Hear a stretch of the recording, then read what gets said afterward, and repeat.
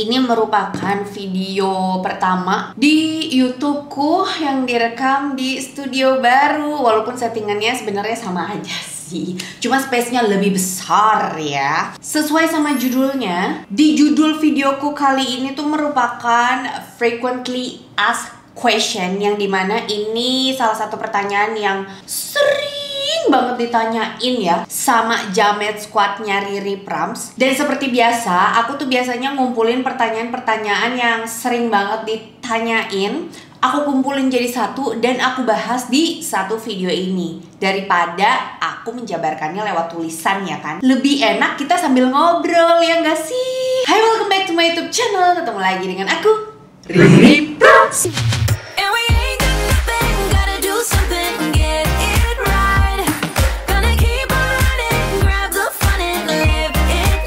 Oke, sekarang kita langsung cari tahu ke inti masalahnya dulu yuk. Aku bakalan bahas dari pertanyaan yang ada di judul videoku di bawah sini berarti ya. Kenapa skincareku nggak ngefek di kulitku, nggak kayak yang nge-review, nggak kayak selebgram, nggak kayak tiktoker, content creator atau apalah kalian menyebutnya. Sebenarnya ada dua hal nih ya soal sebuah skincare ngefek atau enggak di kulit. Pertanyaan yang pertama adalah, tahu dari mana sebuah skincare ini tuh nggak ngasih efek apa-apa ke kulit? Intinya kalau kalian udah pakai skincare dan kulit kalian hingga detik ini aman-aman aja, tetap terlihat lembab, tetap terlihat sehat, ya aman-aman aja. Intinya masalah di kulit itu jarang nongol atau nggak ada masalah berat gitu ya yang muncul ke permukaan kulit, itu tandanya sebenarnya ya skincare yang kalian pakai itu ya cocok-cocok aja di kulit kalian. Karena kan sebenarnya fungsinya skincare itu kan ngejaga dan ngelindungi kulit ataupun memperkuat skin barrier ya kan. Jadi kalau misalnya masalah kulit jarang nongol, ya berarti sebenarnya skincare yang kalian pakai udah memberikan efek yang baik gitu ke kulit kalian. Sebenarnya cara gampangnya kayak gini. Tahu apa enggak skincare ngasih efek ke kulit kita? Itu adalah dengan coba stop pemakaiannya. Biasanya kita bakalan sadar nih dengan yang kita biasa pakai, terus tiba-tiba kita stop, apakah kulit kita terlihat jadi beda?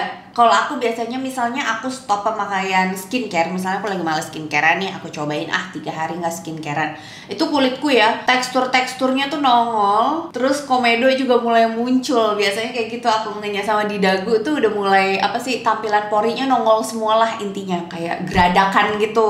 Kita lanjut ke pertanyaan lain berikutnya yang sering ditanyain juga. Kenapa skincare yang kakak rekomendasiin hasilnya nggak kayak yang kakak review gitu? Nah ini nih yang kadang suka bikin aku naik darah turun. Lanjutkan sendiri ya, turun apa?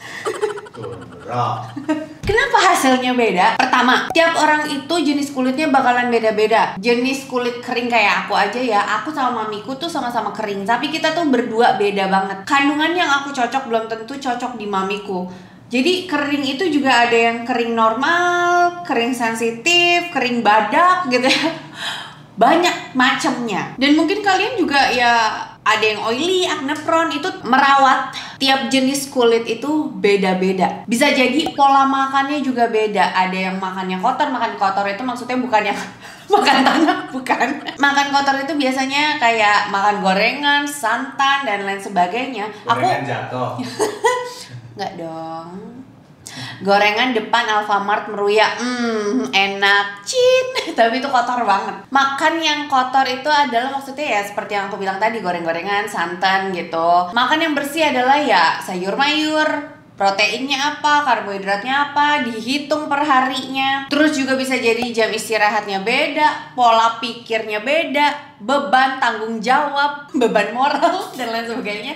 Itu beda-beda. Kehidupan kita aja juga berbeda ya kan. Aku hidup di Pamulang, kalian hidup di mana? Level kelembapan tiap daerah, level panas tiap daerah itu udah beda juga. Pola hidup beda, cuaca beda, bisa bikin hasil sebuah ingredients dari skincare itu beda-beda di tiap orang. Aku ngerasa kulitku tuh oke banget kalau misalnya aku lagi di Pamulang, nggak tahu kenapa. Lalu apakah semua menjadi kesalahanku sebagai skincare reviewer? Berikutnya, ini pertanyaan yang sebenarnya jarang aku terima, tapi aku pernah lihat di komenan YouTube video orang lain atau di TikTok orang lain gitu ya komennya. Skincare yang kamu rekomendasiin bikin aku purging, gak cocok di aku. Ataukah mungkin di antara kalian ada yang pernah ngomong kayak gitu, komen-komen kayak gitu di sosmed orang lain? Intinya skincare yang gak cocok dan bikin purging atau bikin masalah ke kulit kalian ya, itu harus bener-bener digali hingga ke akar masalahnya. Yang pertama, apakah kalian emang gak cocok sama ingredients tertentu? Sebenarnya ya, ada sisi positif yang bisa diambil kalau misalnya kalian gak cocok atau purging atau beruntusan atau iritasi karena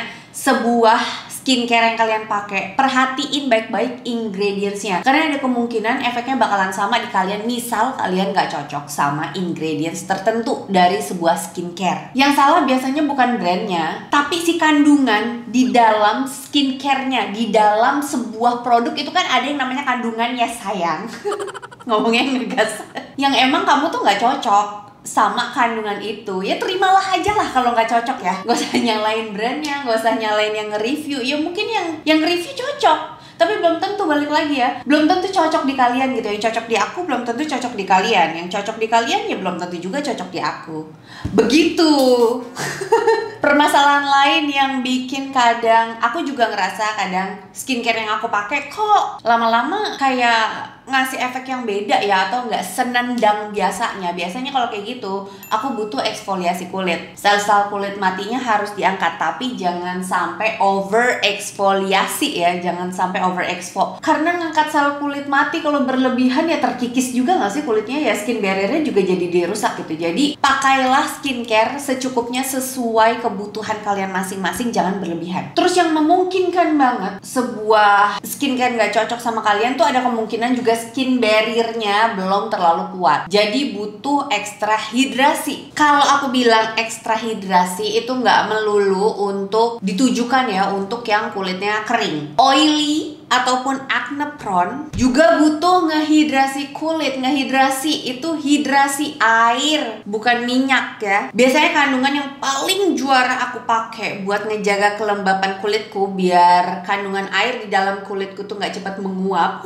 gitu ya, yaitu hyaluronic acid. Dan buat ngejaga skin barrierku biasanya aku percayain sama ceramide ataupun niacinamide. Nah, 3 kandungan itu tuh kayak kuncen dalam sebuah skincare produk yang selalu aku pakai. Mau pakai kandungan di luar itu pun ya tinggal aku mix ingredients aja gitu. Catatan terakhir dari keseluruhan videoku ini adalah intinya sebuah kandungan skincare itu tetap cocok-cocokan. Seperti yang aku bilang tadi, mungkin di aku cocok, di kalian enggak, di kalian cocok, di aku enggak. Catat kondisi kulitnya aja beda-beda ya, lingkungannya aja beda, cuacanya aja mungkin beda, level kelembapan tiap daerah aja beda-beda, suhu ruangan, level debu di dalam ruangan itu beda-beda juga. Catat ya, catat. Segentle apapun sebuah kandungan itu efeknya bakalan beda-beda banget di tiap orang. That's why kalian berkali-kali aku bilang harus pahami dulu basic skincare-nya.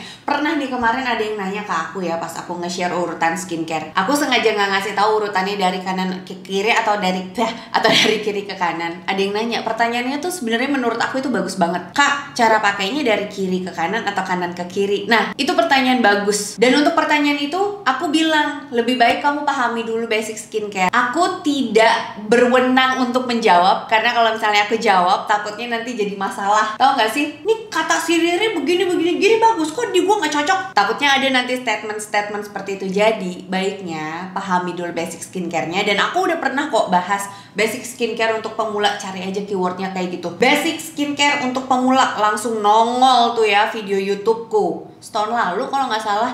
Terus belakangan ini aku juga nge-share skincare yang bikin kulitku berubah, basic skincare dan lain sebagainya. Kalian cek aja lah ya di YouTubeku dengan keyword yang kalian mau. Nah, kalau misalnya kalian udah ngerasa udah mateng banget tuh ya, udah paham soal basic skincare, kalian udah mulai bisa juga mix ingredients macem-macem. Mix kandungan A dengan kandungan B, hasilnya begini, begitu. Nah, itu udah bisa tuh ya. Dan jujur, buat orang yang males explore, buat orang yang males nontonin video skincare guru lainnya, belajar dari artikel-artikel, males trial and error, maunya nanya langsung ketemu jawabannya, solusinya, pengen yang instan-instan aja. Atau misalnya kalian punya masalah kulit yang kalian hingga detik ini belum tahu akar masalahnya di mana dan bingung cari solusinya kemana, lebih baik memang langsung konsul aja ke ahlinya, percayakan aja ke ahlinya. Datanglah kalian ke klinik kecantikan yang kalian percayakan atau langsung ke dokter kulit ya. Biasanya di rumah sakit ada kok,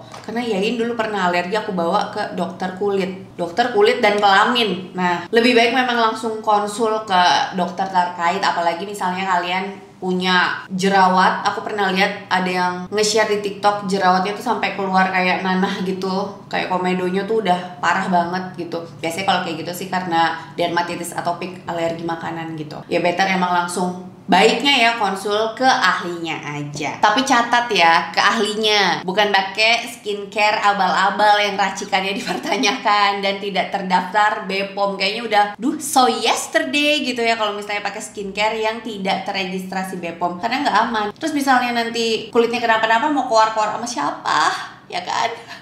Ya udah, sekian videonya. Semoga obrolan kali ini merasuk ke hati kalian dan dari beberapa pertanyaan semoga menjawab. Misalnya kalian ada pertanyaan lagi, boleh drop your question di kolom komen di bawah aja, because sharing is caring. Makasih banyak buat kalian yang udah nonton video ini dari awal sampai habis. It means a lot for me. Jangan lupa buat tinggalin jejak dengan klik likes dan subscribe channel YouTube aku. Udah. Terus jangan lupa juga untuk aktifin bel notifikasi kalian supaya kalian jadi jangan squad aku yang pertama tahu kalau misalnya ada video baru yang diupload di channel YouTube ini. Once again, thank you guys for watching and I'll see you next time. Bye!